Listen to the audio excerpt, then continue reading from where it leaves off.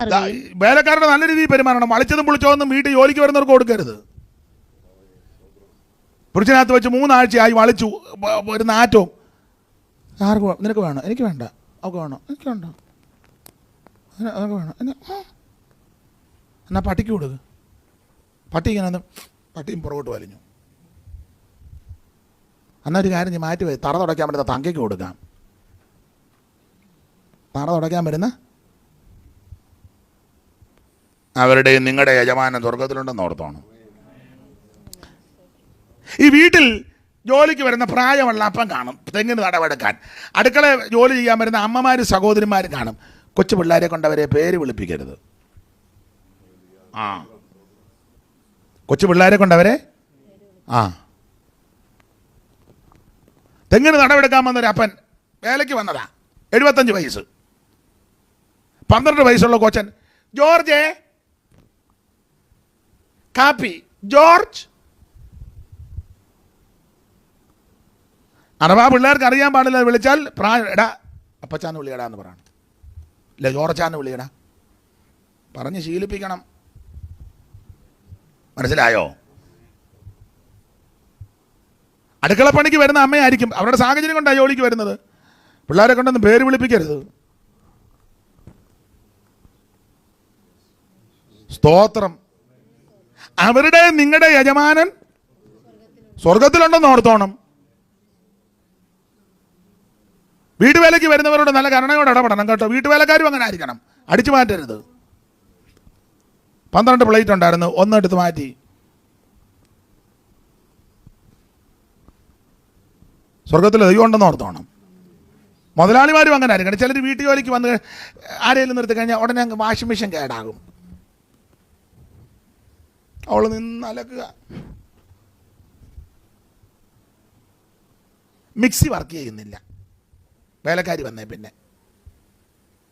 മനസ്സിലാകുന്നുണ്ടോ എന്നാന്ന്? അങ്ങനെയുള്ള വീടുകളും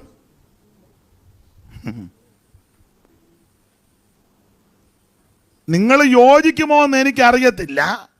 നിങ്ങൾ യോജിച്ചാലും യോജിച്ചില്ലേലും വേലക്കാർക്ക് നന്നായിട്ട് ഭക്ഷണം കൊടുത്തോണം. വീട്ടിൽ ജോലിക്ക് വരുന്നവർക്ക് നന്നായിട്ട് ഭക്ഷണം കൊടുക്കണം. നിങ്ങൾ പ്രശ്നക്കാരാന്നല്ല ഈ പറഞ്ഞത്. മനസ്സിലായോ? ജോലിക്കാർക്ക് ചാറും പുളിയും, വീട്ടുകാർക്ക് മാത്രം മീൻ്റെ കഷണവും.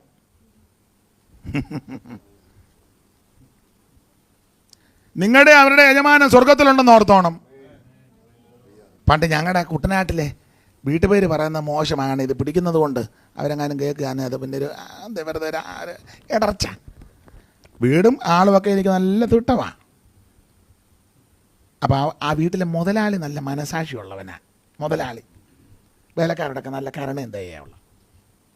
തള്ളച്ചി അഹങ്കാരിയ. ഓരോ സ്ഥലത്ത് ഓരോ ടൈപ്പല്ലേ. അപ്പം ഊണിൻ്റെ സമയമായപ്പം ഉച്ചയ്ക്ക് മുതലാളി തിണ്ണയിലുണ്ട്, വലിയ തിണ്ണ, നെടുതീളം തിണ്ണയാണ്, കസാരയും മേശയൊക്കെ ഉണ്ട്. അപ്പോൾ ഈ തള്ള മുതലാളിക്ക് വീട്ടിലെ കാരണവർക്ക് ഭക്ഷണം കൊണ്ടുവച്ചു. അന്നൊക്കെ വസ്തി ഇവിടെ എന്നാ പറഞ്ഞറിയത്തില്ല. വസ്തി എസ്തേറിൻ്റെ പുസ്തകത്തിലേ അല്ല, കുപ്പിപ്പാത്രം. പീലീസ് ഉണ്ട് കൂട്ടാൻ വെക്കാൻ. പീലീസ് ഇവിടെ അങ്ങനെ പറയാമെന്നറിയത്തില്ല. പീലീസ് ഞങ്ങളുടെ ഇവിടെയൊക്കെ പീലീസ് എന്നാ. ഇപ്പോൾ ഒരു സോസർ, പണ്ട് പീലീസ്. അപ്പം 2-3 പീലീസിനകത്ത് കറി, ഒരു കുഴിവെള്ള ഈ കുപ്പിക്കോപ്പ എന്ന് പറയും, കുപ്പിക്കോപ്പ. കുപ്പിക്കോപ്പ. ആ കോപ്പയുടെ മേളിൽ ഇങ്ങനെ പച്ച കളറിലെ ഡിസൈനും ഒക്കെ ഉണ്ട്. അപ്പം അതിനകത്ത് ചാറോട് കൂടിയ മീൻ കറി. വീട്ടിലപ്പന് മുതലാളിക്ക്, കുട്ടനാടല്ലേ, കരിമീനും മാങ്ങായും കൂടെ പച്ചത്തേങ്ങ അരച്ച് കറി വെച്ചതാ. ഉപവാസപ്രാർത്ഥനയ്ക്ക് ഇതൊന്നും പറയരുതാത്തതാ. കരിമീനും നല്ല കിളിച്ചുണ്ട മാങ്ങായും പച്ചത്തേങ്ങ അരച്ച് കറി വെച്ചതാ. അത് ഈ മുതലാളിക്ക് കുപ്പിക്കോപ്പയ്ക്കകത്ത് വലിയ കോപ്പയാണ് കരിമീനും. അപ്പോൾ ഈ ജോലിക്കാരനുണ്ട് ചാക്കോ. അപ്പോൾ ചാക്കോയ്ക്കും കൊണ്ട് ചോറ് കൊടുത്ത് ഇളം തിണ്ണൻ താഴെ, മുതലാളി മേളിൽ കസേരയും, ചാക്കോ താഴെ ഇളം തിണ്ണൻ. അപ്പോൾ ചാക്കോയ്ക്ക് തള്ള മാങ്ങായും ചാറുവേ കൊടുത്തോളൂ.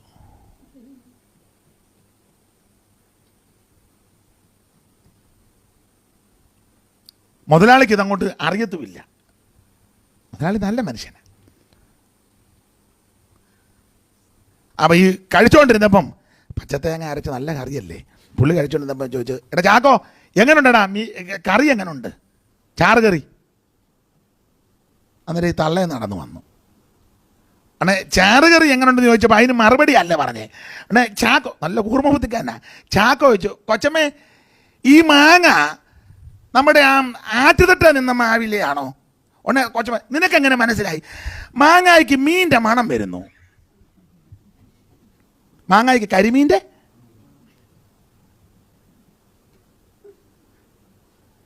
മനസ്സിലായോ?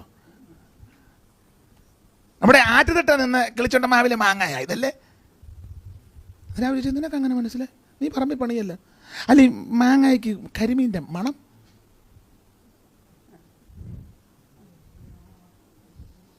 ആ മുതലാളി നല്ല മനുഷ്യൻ. അയാൾ അടുക്കളയിലോട്ട് കയറിയ കറച്ചട്ടിയും കറി അതുപോലെ എടുത്തു ഒറ്റ അടിക്ക് പൊട്ടിച്ചു. ആരുവിനെയും കൂട്ടണ്ടെന്ന് പറഞ്ഞു ഇവിടെ.